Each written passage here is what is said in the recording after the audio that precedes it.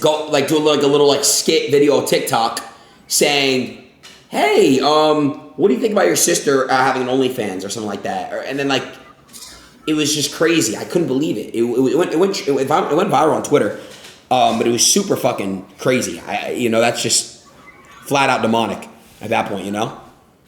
Where do you think this all ends? What's the final end state? It won't end. People are gonna start doing the crazy shit. It's gonna get worse. I think that's why I really agree with Trump's policies when he wanted to ban TikTok, for example. TikTok, I love TikTok. I mean, you get a dopamine, adrenaline when you swipe. You know what I'm saying? It's a very addictive app. It makes our attention span super low. Peanut brains, right? I heavily believe that they're trying to dumb us down even more. There's literal NPCs on TikTok. All the comment section, it's just getting worse, bro. Really is. So how do we fight against that? How do we fight the Matrix to save the world, Adin? Not a lot of people can wake up. I feel like even myself, I've woken up sometimes, but then it's super easy to get distracted in this world, the society we live in, Andrew. It's super easy to get distracted because there's so many distractions going on. I think if you're around the right people, if you're connected through religion and the spiritual level of things, and you have a high vibration, you can kind of like avoid all distractions and really focus on your main, yourself. The real ones will prevail.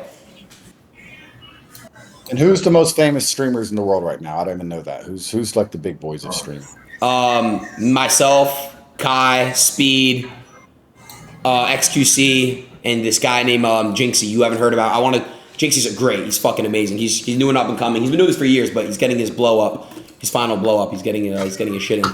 So you should unite like the Avengers, and you should put together a plan to make sure that all the millions of youth which pay attention to your stream learn important things, and not just because entertaining is fine, but clowns entertain. You should educate. You should teach people things. That's what you should do.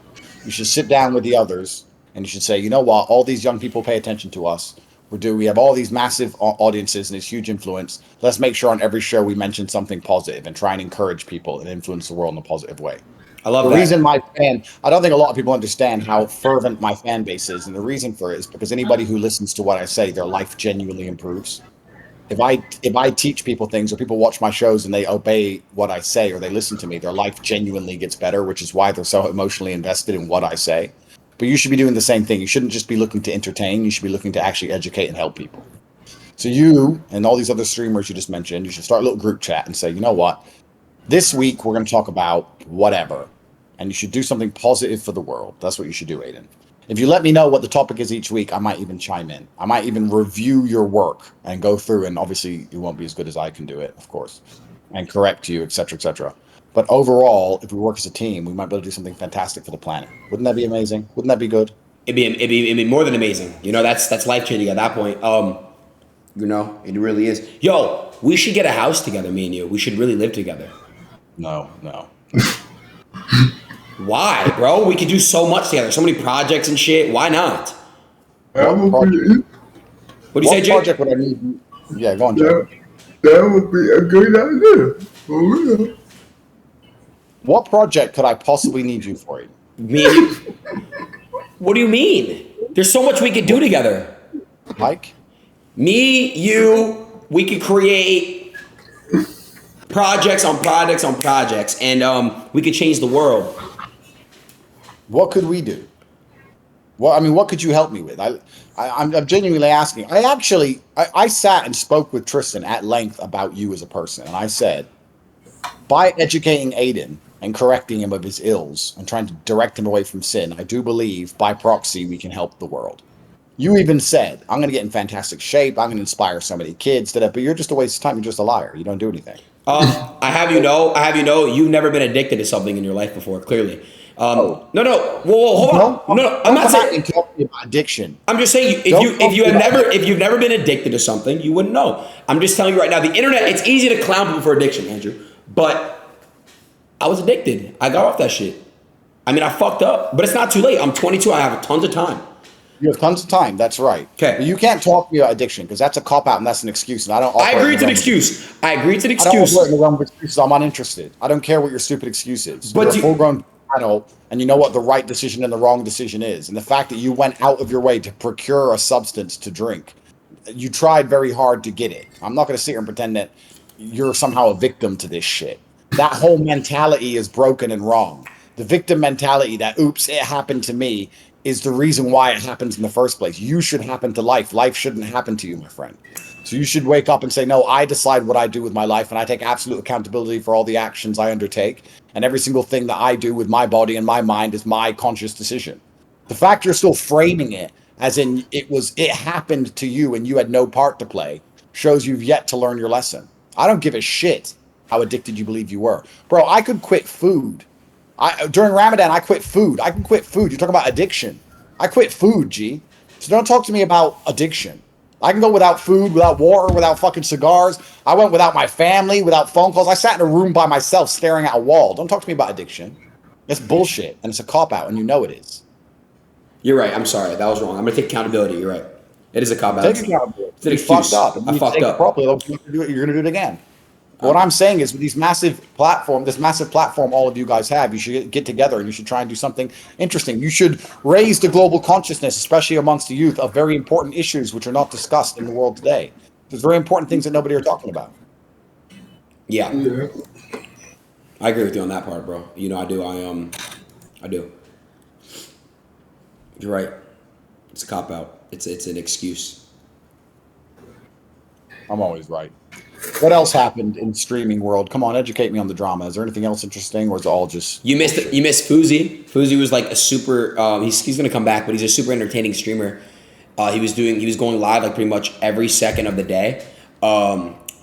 Is it okay if Dillon Danis joins? Oh, bruv.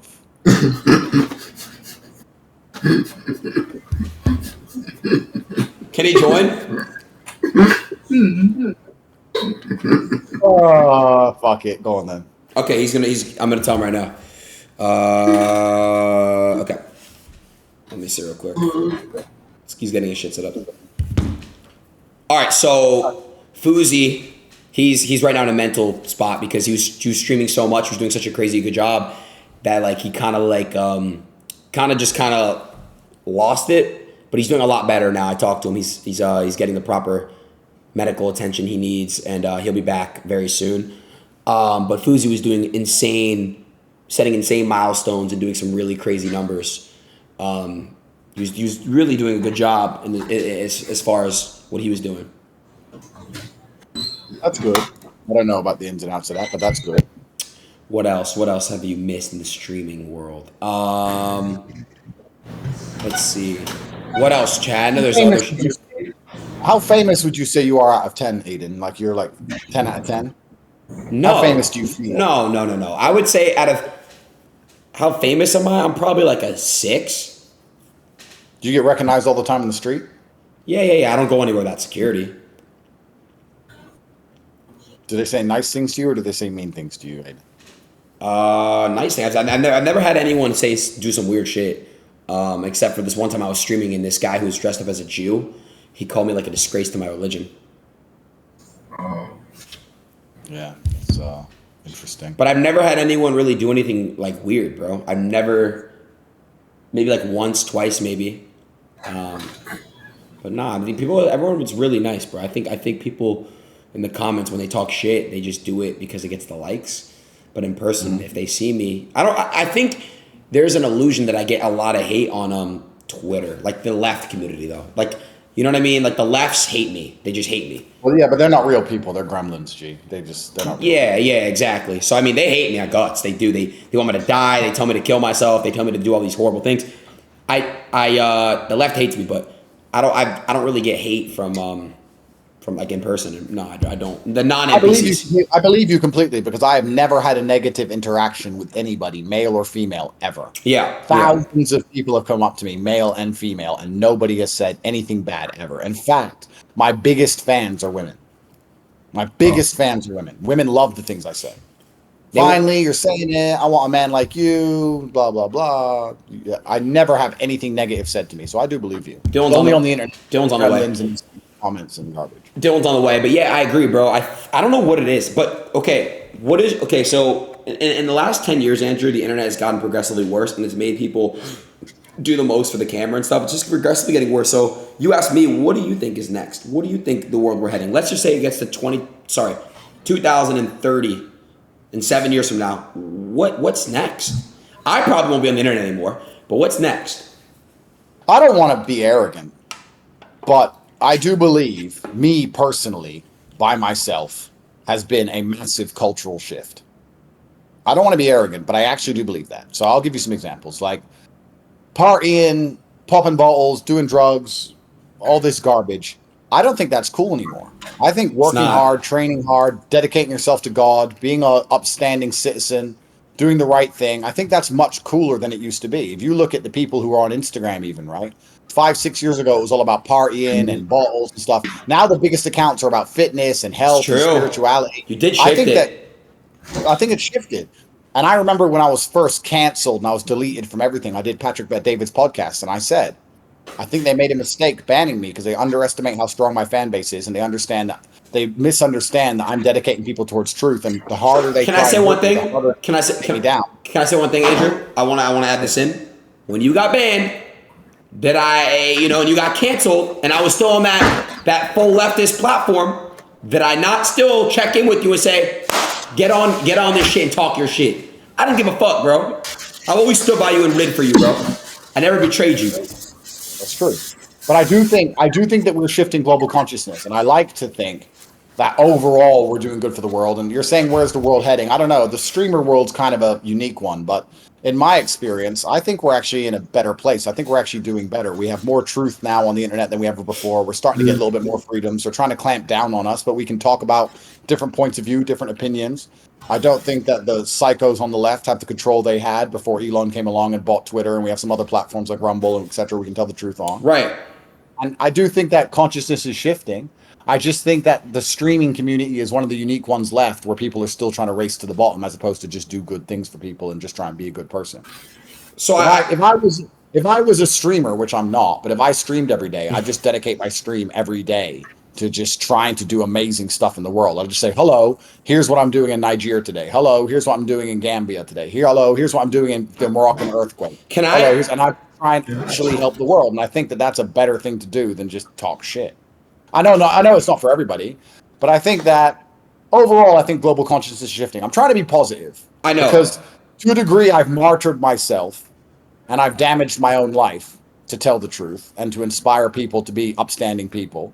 And I think that maybe I feel better if I feel like I've been successful in that goal. So I do heavily believe that like you added a shift in the world. My bad, Jay. Can you mute your mic? I think it's your TV. Okay. You're all good. You're good. So I think you added a shift in the world. I think what you've done, you made it not cool anymore. Like I think if you go to the club and shit and you flex all these bottles and these girls in your section, it's not the same, bro. It's like who cares anymore, right? Nobody cares. Nobody cares anymore. It's overdone. It's outplayed. It's overdone. It's like I just don't understand anymore the like the internet now. You did shift it, bro, and honestly, you made freedom of speech kind of come back on the internet. It was getting really bad, bro. If I would say something that was controversial, I'd be canceled and banned. You added a shift and you added so much influence on basically having people not really get canceled as much. Like you kind of shifted cancel culture in a way. Yeah, I led it from the front, and you're right. I did shift cancel culture because they overstepped with me, and the only guarantee of power is that one day you're going to lose it because you overuse it, and they overused it with my cancellation, and it opened up I opened up a way for people to not be canceled. I was the first guy to get canceled and get more famous than ever before, so nobody fears it anymore.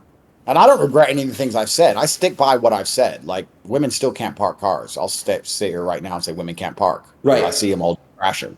I mean what I say what I mean, but that doesn't make me a bad person.